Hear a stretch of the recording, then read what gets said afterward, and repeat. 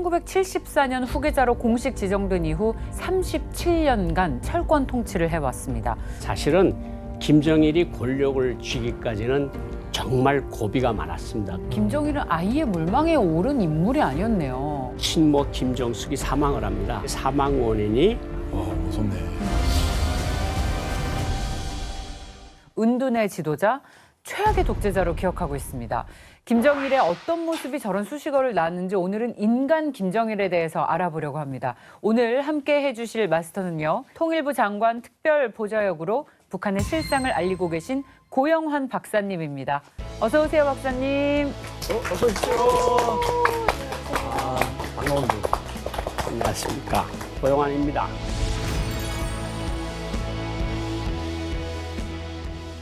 오늘은 북한의 은둔의 지도자죠. 그리고 최악의 독재자라고 불렸던 북한의 2대 지도자 김정일에 대한 좀 그 일생에 대해서 알아보는 시간을 가져보도록 하겠습니다.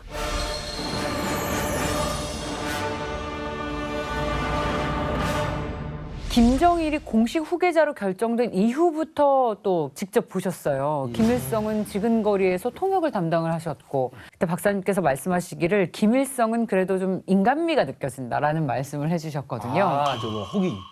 맞아요. 혹을 보고 이 사람도 사람이었네 라는 느낌을 가지셨다고. 근데 김정일도 통역을 하셨습니다. 네.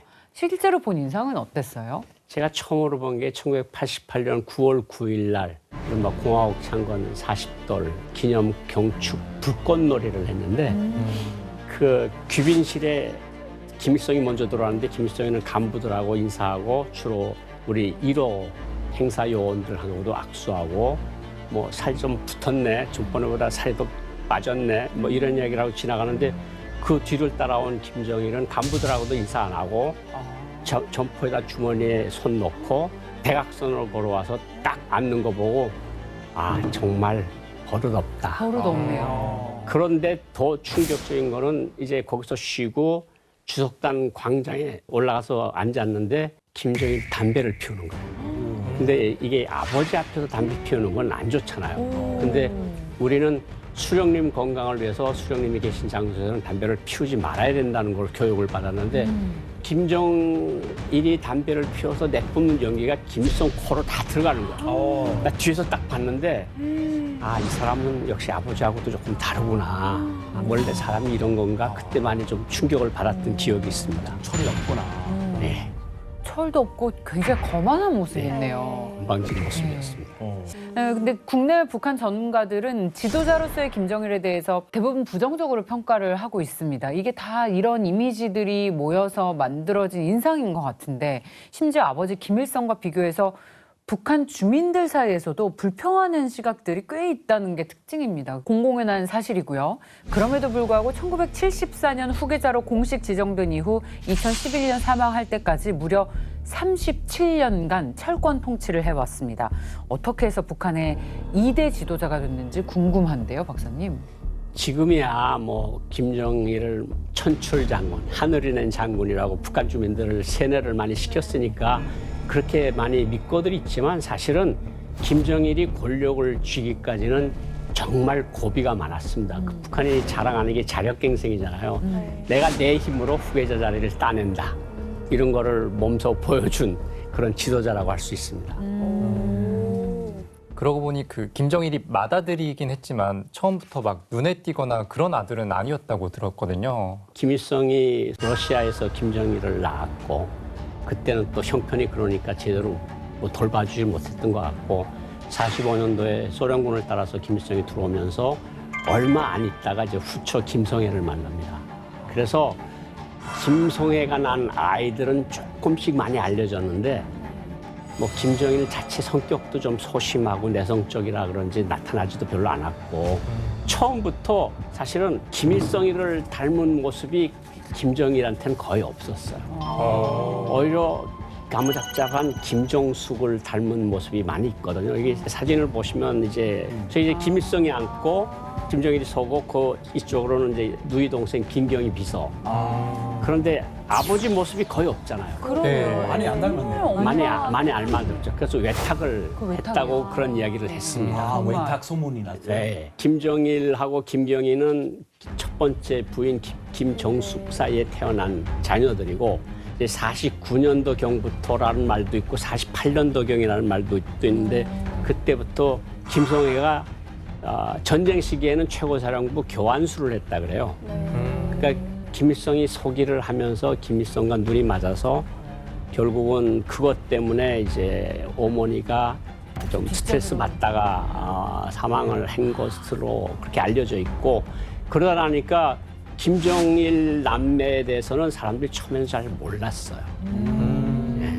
그래도 아빠 자식 다 골고루 사랑해야 되는데 김정일이 아빠 사랑 많이 못 받는 거예요? 그러니까 같이 시간도 많이 보내질 못했고 그리고 또 금방 두 번째 처가 들어오면서 거기에 사랑이 다 가다 나니까 그 여자에게서 태어난 또 아이들하고 또 귀엽게 자라나니까 거기에 많은 신경을 쓰다 나니까 약간 두 남매는 약간 좀 소외된 감을 많이 느꼈다고 그렇게 이야기를 하거든요. 네.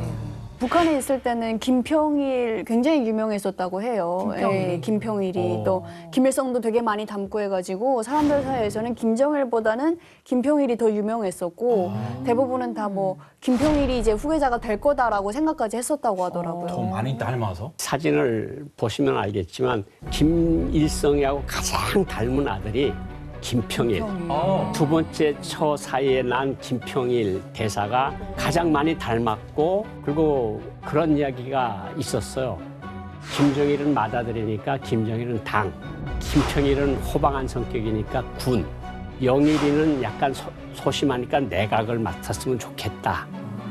이런 말을 당중인의 비서들에게 김일성이 했다는 그런 후문이 있는데 어쨌든 김평일이는 계속해서 장군감이라고 그리고 김일성 주변에 있는 사람들도 다음번 후계자는 김평일이라는 그런 느낌이 있었고 또 옆에서 또 뭐 전이라고 하는 또 호위사령관 전문섭의 아들이 계속 쫓아다니면서 케어를 하니까 김일성의 호위사령관 저 사람이 후계자가 되는 것이 아니냐 이런 말들이 평양에서 돌기 시작했던 거죠. 북한의 권력 세습 구조라면 장남이 물론 가장 유력하겠지만 또 말씀 들어보면 김일성을 그야말로 닮은 것이 훨씬 이득일 수도 있다는 생각도 듭니다. 그래서 김정은도 집권 초기에 할아버지인 김일성 모습을 많이 따라했잖아요. 이렇게 되면 어릴 적 김정일은 후계자가 될 가능성이 그렇게 높지 않았겠는데요. 제 의견도 사실 김평일이 될 가능성이 높다고 생각을 했었고요. 당중앙인의 비서였죠. 황장엽 노동당 비서. 이제 제가 직접 물어봤어요. 사실 언제부터 저 후계자설이 나온 겁니까? 그랬더니 김일성의 동생 김영주 당 조직 지도부장 그 사람이나 김평일을 후계자감으로 생각하는 사람들이 많았다고 황장엽 비서께서도 그런 말씀을 하셨어요. 김정일은 아이의 물망에 오른 인물이 아니었네요. 그래도 김일성의 그야말로 맏아들인데 첫째 아들인데 오직 메리트는 그거 하나였던 거죠. 네. 딱히 내세울 게 없는 상황이었습니다. 김정일 입장에서는 굉장히 불안했을 것 같아요. 그렇죠. 당연히 아버지 마음이 어디가 있는지 알잖아요. 네. 그리고 자기네 엄마는 없잖아요. 네. 그러니까 많이 사랑이 가는 걸 보이고 또 계모는 자기한테는 엄마가 아니잖아요. 그렇죠. 그러니까 계모에 대해서 한 번도 황장엽 비서께서 말씀하신 게 계모에 대해서 어머니라는 말을 한 번도 안 했다 그래요. 그러니까 이렇게 딱 맺힌 것들이 딱 있었고 가장 중요한 결정적인 계기가 된 것이 1949년도에 친모 김정숙이 사망을 합니다. 사망을 하는데 그때 사망 원인이 김성애와 김일성의 사이를 알고 그리고 그것을 안 김정숙이가 이제 반발을 하면서 뭔가 부부싸움이 있었고 그 과정에서 엄마가 죽었다는 사실을 간접적으로 들어요. 그러니까 완전히 자기한테는 철천지 원수처럼 되고 김성애가 자기 아들 김평일을 제2대 후계자로 내세우는 움직임을 보이면서 결국은 김정일과 김성애 일가와의 알력이 그때부터 본격적으로 시작이 됩니다. 당시 그 김성의 권력이 정말 대단해서 이 조선 사회주의 여성동맹의 위원장을 맡기도 했다고 하는데요. 이 동맹은 기혼이거나 만 30세 이상 여성이면 자동으로 가입되는 방대한 조직이라고 합니다. 인민반장과 더불어서 또 북한 사회체제를 기초부터 장악하는 그런 단체이기 때문에 정말 엄청난 권력을 누렸다고 합니다.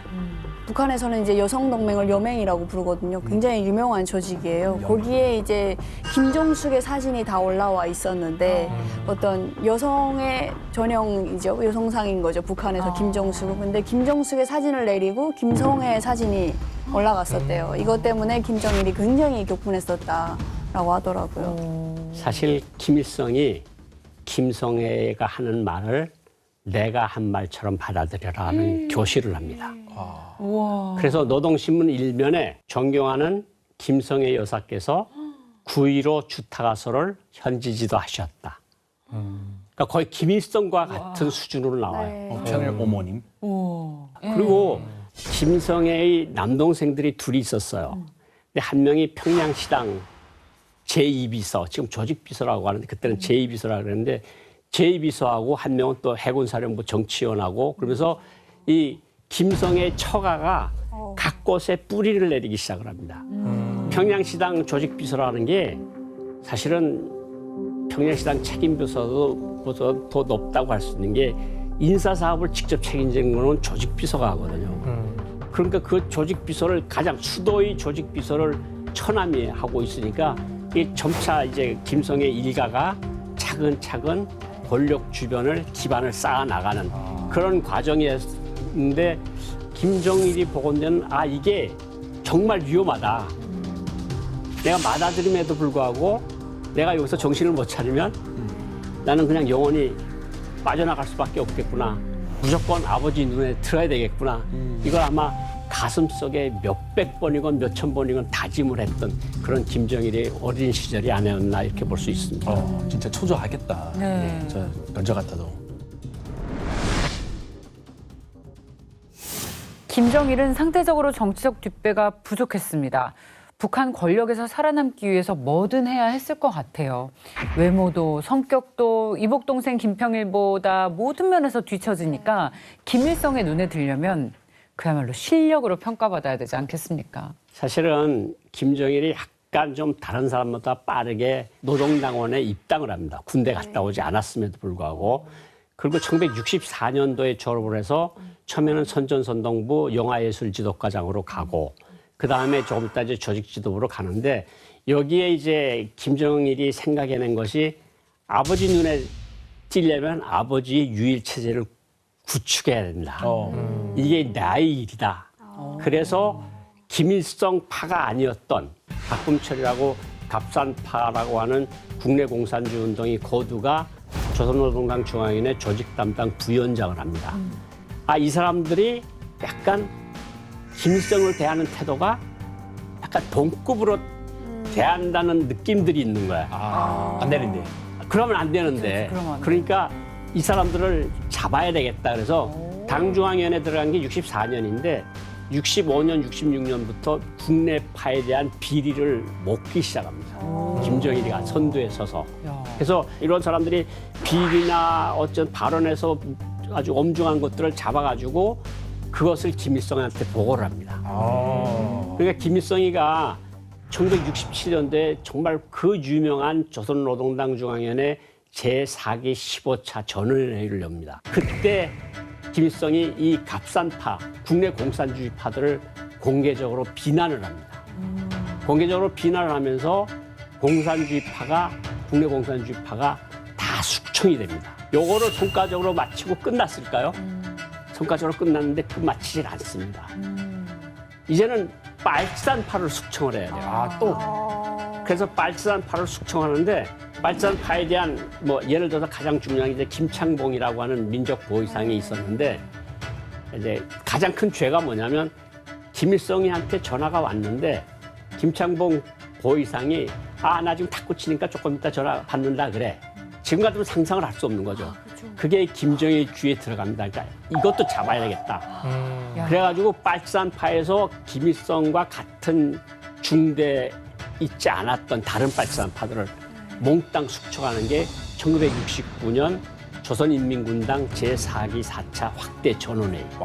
여기서 국내 빨치산파까지 숙청을 하니까 완전히 김일성의 유일 지배 체제밖에 딱 설 수밖에 없는 그런 토대를 만들면서 김일성으로부터 맏아들 낫다 이러면서 눈에 듭니다. 인정을 받은 거네. 흡족했겠네요. 아빠 입장에서는 외모는 나를 안 닮았지만 근성은 나를 닮았네 하면서 우리 맞습니다. 정일이가 최고다. 최고입니다. 점수 우리 엄청 최고입니다. 아이고. 그야말로 피해 숙청으로 얻은 권력, 많은 사람들의 희생으로 김정일이 권력을 얻을 수 있었겠네요. 그리고 김정일이가 딱 호기를 잡는 역사적인 계기가 하나 생깁니다. 정말 역사적인 계기인데 이게 김성애 때문에 생겨나는 일이에요. 계모 김성애. 어느 날 김일성이 평양시를 차를 타고 가다가 그 장대째 언덕이라고 학생소년궁전이 있는 그 지금 인민대학습당에 있는 그 자리에 멋있는 저택이 하나 있어요. 근데 김일성이 보건데 집이 예사롭지 않거든요. 저건 누구 집이냐? 저 내가 얼마나 아끼는 땅인데 저 김성갑 조직비서 집이다. 누가 내 허락도 받지 않고 저 가장 그러니까 강남 지금 제일 노란 자리에 자기 집을 딱 궁전 같은 집을 지은 거예요. 허가도 안 떨어졌는데. 김일성의 처남이 허가도 안 떨어지고 그러니까 김일성이 굉장히 노발대발합니다. 근데 이제 이런 갈등 관계를 주의 있게 살피던 김정일이 김성애와 그 가족들, 처남들에 대한 비리 자료를 모았던 것을 아버지가 딱 들입니다. 와, 진짜 준비된 그 타이밍. 자네요. 아버지 바로 김성애와 김성갑이 이런 사람들이 이런 짓들을 하고 다녔습니다. 계획이 있었구나. 뭐야? 이제부터는 김성애 사진, 그 노동신문 일면시는 거 그만둬. 다 내려. 다 내려. 이러면서 김정일이 위상은 올라가고 김성애 그 일가에 대한 처벌이 시작이 되는데 김성애의 측근으로 있었던 사람들은 격가지로 다 묶입니다. 그래서 대다수가 어떤 사람들은 수용소 가고 아니면 시골 오지나 탄광이나 광산으로 다 쫓겨갑니다. 무섭네. 그야말로 한순간입니다. 한순간에 권력을 얻었다가 또 한순간에 잃었어요. 네. 김성애 일가가 완전히 힘을 잃었습니다. 근데 이때를 놓치지 않고 김정일이 그야말로 한 방 제대로 날렸습니다. 자, 그럼 이제 김평일은 신경 안 써도 되게 된 겁니까? 김정일은 1974년 2월 13일 날 당중앙위원회 5기 8차 전원회에서 조선노동당 중앙위원회 정치후위원으로 정식 김정일이 올라갑니다. 그러니까 당 내부적으로는 공식 후계자가 됩니다. 김정일이 공식 후계자가 된 이후에 아버지뿐만 아니라 김정일 본인에 대한 우상화도 시작했다고 하는데 그건 어떤 내용이죠? 우상화는 사실은 1980년대부터 시작이 됩니다. 백두산을 어떤 자기 우상화의 본진으로 선정을 하고 김정일이 출생한 것이 바로 백두밀령이라고 선포를 합니다. 스스로 백두밀령이라고 그러는데 백두밀령은 지금 그 어떻게 보면 지금 양강도 삼지연군에 있는 그런 뭐 밀령이라고 할 수 있는데 거기 이제 정일봉이라고 있어요. 김정일이 어느 날 태어난지 혹시 아십니까? 2월 16일. 2월 16일. 네, 42년. 근데 높이가 딱 216m입니다. 근데 그런 의견이. 놀라운 것은 그 누구도 그것이 216m인지 재본 사람이 없다는 거예요. 재보려고도 하지 않았고 감히 당에서 216m라고 그러면 그냥 믿을 거지 왜 올라가서 재려고 그러느냐. 맞습니다. 그런데 이런 신비로움 이런 것들이 216m니까 김정일의 생일이 2월 16일이니까 이런 것도 다 이제 딱 매칭해서 들어간다는 거고 더 우상화해서 신비로운 이 사실은 뭐냐면 저 지금 사진에 나오는 게 백두 정일봉인데 네, 저기다 이제 저게 이제 푸석푸석한 데가 돼서 그거를 파고 대리석을 갖다 밀어놓고 거기다가 이제 정일봉이라고 쓴 대리석을 놓고 바로 김일성 생가 사적지를 만드는 거예요. 근데 생가라는데 제가 하나 더 여기서 까발키면요. 네. 밝히세요. 김정일이 원래 자기가 태어난 것이면 가보고 싶지 않겠습니까? 그렇죠. 가봐야죠. 꼭 가봐야죠. 그럼요.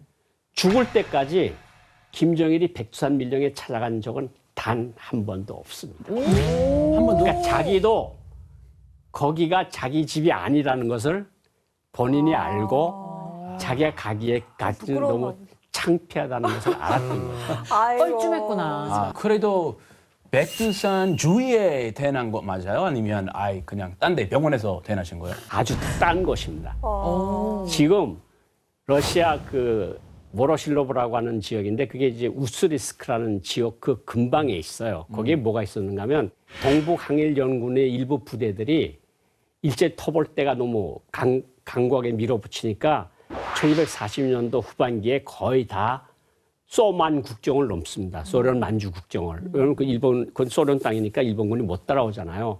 들어가서 김일성이 들어간 데가 붉은군 제88 저격 보병 여단에 들어가서 있던 지역이 바로 김정일이 태어난 그곳입니다. 러시아에서 태어난 거네요. 예, 러시아에서 태어났는데 거기도 한 번도 못 가봤고 그럼 백두산에서 태어났다는 사람이 왜 우스리스크까지 가는 거야? 그것도 웃기잖아요. 근데 네. 또 백두밀령에 가는 것도 자기가 태어나지 않은 걸 자기가 분명히 아는데 거기에 가는 것도 웃기고 그러니까 고향 마을이라는 데를 전혀 죽을 때까지 찾아보질 않았습니다. 자기 뿌리를 그냥 잊고 살아요. 김일성을 잇는 핏줄이 이렇게 고귀하다. 이런 명분을 만들기 위해서 태어난 고향도 바꾸고 뭐 여러 가지로 스토리텔링을 하느라 고생들 많이 하셨습니다. 근데 민희 씨는 이게 북한에 있을 때 들으셨던 것들이잖아요. 엄청 많이 교육을 받았죠. 2월 16일 네. 216m. 아니 뭐 216.42m라고. 아, 42년 2월 16일에 태어나가지고 그렇다고. 아 진짜요? 네, 그래서 와 진짜 뭐 그리고 뭐 그때 태어나는 날에 뭐 별이 유난히 밝은 별이 떠가지고 광명성이라는 또 김정일한테 이름도 당시에 그 항일 투사들이 붙여가지고 구호나무에 새겼다. 나중에 그 구호나무를 다 찾았대요. 그래가지고 이제 이게 사실이다 뭐 이런 식으로 배우고. 이것만 지어내는 것이 아니고 출생 연도도 조작이 됩니다. 연도까지. 다 알고 있는 것처럼 1942년으로 알고 있잖아요. 네. 왜냐하면 김일성과 30년 주기가 딱 되니까. 아, 그것까지 근데 맞춘다고요? 이게 원래는 1941년이 맞습니다. 왜 41년이라는 걸 제가 아는가 하면 제가 그때 자이르라는 나라에 3등석 기관으로 나가 있을 때인데 1981년도 2월 16일 날 친애하는 지도자 동지 40돌 경축 연회를 했어요. 그리고 신문에다가 그 나라 신문 엘리마라고 하는 신문에다가 생일을 축하드린다 하는 걸 이제 주필하고 이야기 사업을 해서 외교를 해서 적으셨군요. 했는데 다음에 1월 달에 또 장군님의 친애하는 지도동지 탄생 40돌 행사를 또 하라는 거예요. 또 이게 뭐 전문이 뭐가 잘못됐나 보다. 돌잔치 해야 되는데. 그래서 북한에다 보냈어요. 지난해 전보 몇 호에서 네. 친애하는 지도동지 탄생 40돌 행사를 대사관에서 성대에 치렀다. 요 혹시 41돌인지 요거를 확인해 주기 바란다고 전문이 갔는데 그냥 무조건 40돌이다. 다시 하라. 그래서 이게 역시 아버지 김일성이 1912년 4월 15일 아니에요. 네. 후계자론에 얘기하면 30년에 한 번씩 후계자가 나오는 거야. 그러니까 그것까지 맞추려고 이렇게 출생지도, 출생 스토리도, 출생연도 다 조작을 합니다. 고생 많네요. 42년은 한치의 의심도 없이 믿어왔었거든요. 아, 진짜요? 42년 2월 16일. 이것도 거짓말이라고 하니까 한국에 와서 듣고서는 굉장히 충격을 받았었어요. 우리도 가끔 더 어려 보이게 한해한 이렇게 깎이는데 그 뭐 아빠랑 30년 간격으로 내가 태어났다 이거지 뭐 생각도 안 하죠. 그러니까요. 진짜 어려 보이려고. 어려 보이려고.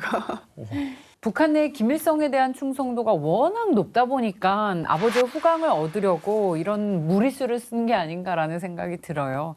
태검 기자님, 이때 김일성 일가에 대한 우상화도 대대적으로 이뤄졌다고 하는데 어떤 내용이었어요? 네, 맞습니다. 그 김정일이 본인이랑 또 아버지인 김일성뿐만 아니라 어머니 김정숙에 대한 우상화도 시작을 했습니다. 이 몇 가지 예를 말씀드리면 항일의 여성 영웅 김정숙 어머님, 혁명의 위대한 어머니라고 포장을 하며 숭배하기 시작했습니다. 또 김정숙 생일을 백두 여장군 탄생일이라고 기념했는데 그날이 그 12월 24일이죠. 크리스마스 이브입니다. 하필. 이브날. 북한에서는 그게 크리스마스 이브가 김정숙 생일, 그러니까 크리스마스 이브를 몰랐으니까 김정숙 생일이 12월 24일이어가지고 충성의 노래 모임을 항상 하거든요. 그때마다 두만강 기슭에 꽃들을 피고 그리움은 가슴속에 사무칩니다. 압록강 곳에 물결 넘나드시던 어머님의 그 모습이 그 모습을 우러릅니다. 어머니 김정숙 어머님 이런 노래예요. 천만년 흐르도록 줄줄이 다 나오네. 모시렵니다. 이렇게 된 것 같아요. 그리고 네, 이거는 대표적으로 그때마다 부르는 노래예요. 네. 그러니까 북한판 크리스마스 캐롤 같은 약간 거네요. 그런 느낌이죠. 어디서나 들리는 노래. 이게 우상화가 되다 보니까 어느 정도로 우상화가 되는가 하면 타이타닉 영화 보셨죠? 네. 네.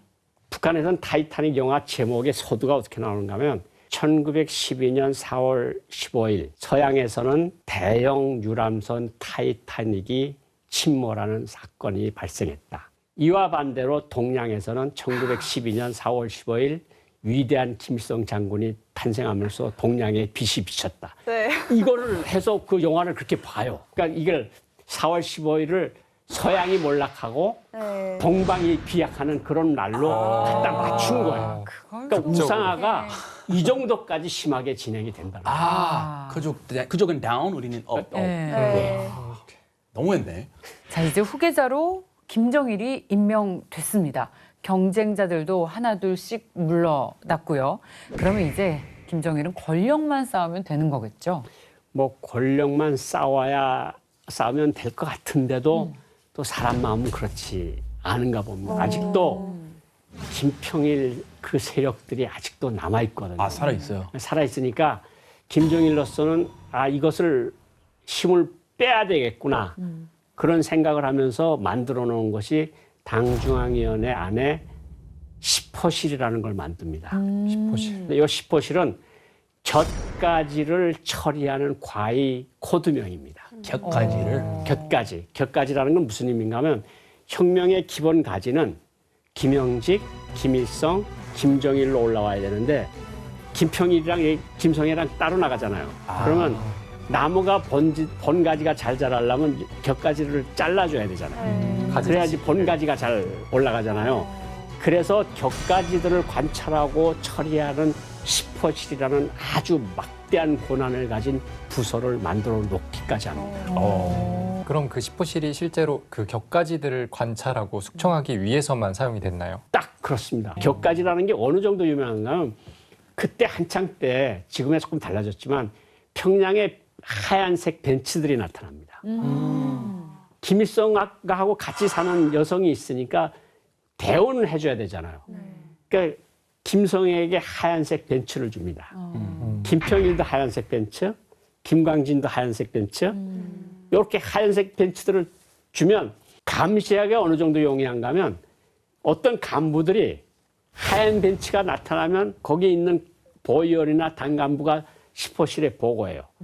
하얀 벤츠 몇 번이 옥류관에 와서 누구하고 식사를 한다. 그러니까 하얀 벤츠가 나타나면 온갖 당 조직에서 보고가 다 들어가는 거예요. 또 하얀 벤치 있어도 뭐해? 네, 그러니까 그 하얀 벤츠가 그 사람들 격가지들 밖에 타는 사람이 없어요. 나머지 색깔은 검정. 다 김정일이가 뭐 검정이건 뭐 녹색이건 진곤색이건 코발트색이건 그건 마음대로인데 하얀색은 격가지들밖에 못 타는 이름 아닌 특권을 누리게 되는 거죠. 방울을 달아준 느낌이네요. 그러네요. 네. 그럼 뭐 아무리 벤치더라도 하얀 벤치니까 내가 찍힌 거잖아요. 네. 그럼 유배 생활이랑 마찬가지겠네요. 김정일로서는 김평일이가 얼마나 정말 밉겠습니까? 너무 싫죠. 너무 싫죠. 진짜. 그러니까 조사를 계속 하거든요. 김평일이 뭐 누구하고 같이 뭐 어느 호텔에 가서 술 먹고 뭐 여자들하고 방탕하게 굴었다는 등 이런 것들을 계속해서 만들어내고 또 한쪽으로는 이게 판세가 어떻게 될지 모르니까 김평일 쪽에도 발을 한자 뒤로 놓는 것도 그런 사람들이 또 무리들이 생겨요. 그런데 그런 사람들이 모여서 술 한잔하면 술이 취하면 무슨 소리를 하겠습니까? 김평일 동지 만세를 부르겠죠. 그렇죠. 이건 후계자론에 맞지 않거든요. 위험한데요. 위험하죠. 역모 아닌가요? 김일성이 유일하게 숭배해야 되는데 그렇죠. 그쪽 숭배하면 그러니까 이런 자료들을 계속 모아놔서 아버지한테 이따금씩 보여주는 거죠. 김일성이한테 보고를 하면 김일성이는 무슨 이따위 짓을 하고 다녀. 내가 후계자로 분명히 점 찍고 후계자로 전 노동당에 선포를 했는데 이게 무슨 짓이야. 그래가지고 김평일이가 호위사령부에서 우리 외무성으로 옵니다. 우리 외무성으로 와서 처음에 있던 자리가 헝가리 주재 대사로 내보냅니다. 그래서 그때부터 헝가리 나갔을 때부터 나가서 불가리아, 뭐 오스트리아 해가지고 수십 년 동안을 해외에서 방랑 생활을 합니다. 해외에서. 그러니까 김평일도 그렇고 그 동생인 김영일도 그렇고 누이 동생인 김영진과 그 남편 김광섭까지 몽땅 해외에 내보냅니다. 평양에 어떠한 연줄도 남겨놓지 않습니다. 이후 김정일은 모든 불안 요소들을 제거하고 김일성 밑에서 차근차근 권력을 쌓아나갑니다. 김일성이 죽기 몇 해 전부터는 아예 북한의 실세로 자리 잡았다면서요.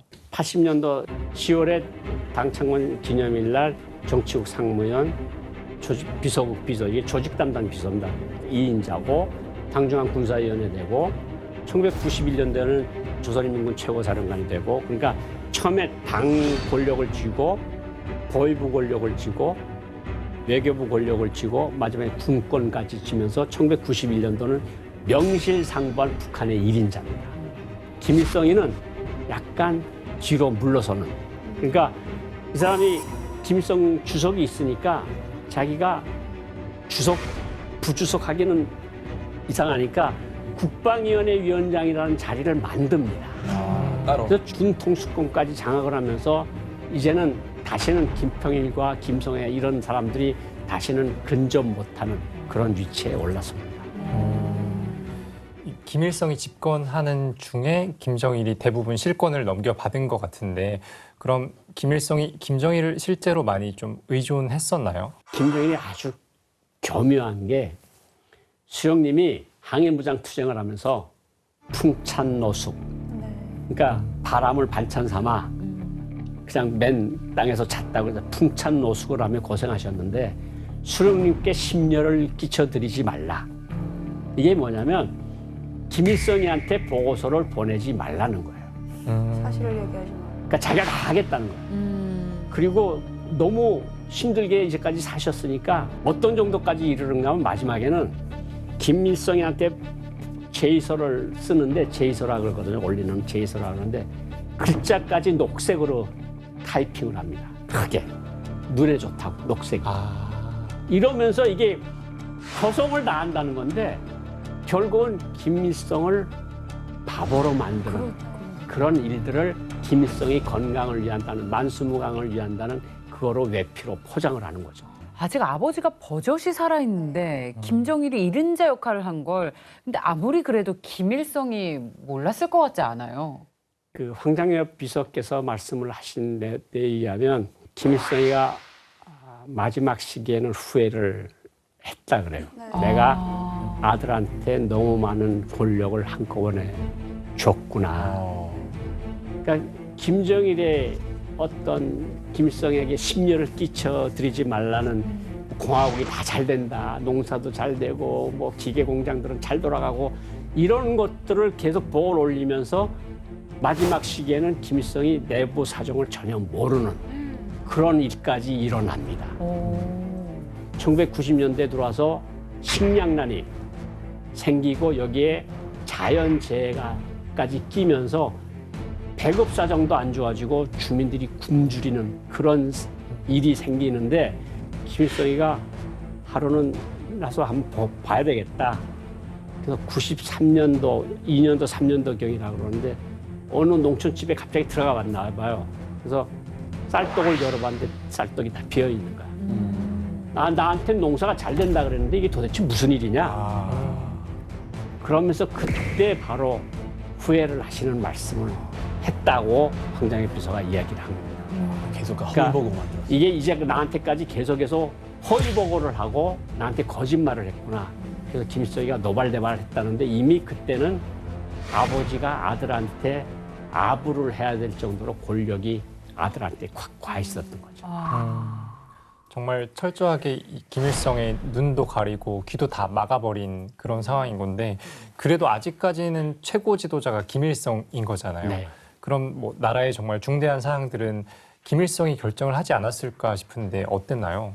권력을 아들한테 넘겨줬지만 김정일이 이렇게 나서기 싫어한다 그랬잖아요. 그 외국인들을 만나는 걸 좋아 안 했어요. 그러니까 어떤 외교를 김일성이 하는가 하면 중국, 러시아, 일본, 미국 이런 중요 국가들은 김일성이가 직접 봅니다.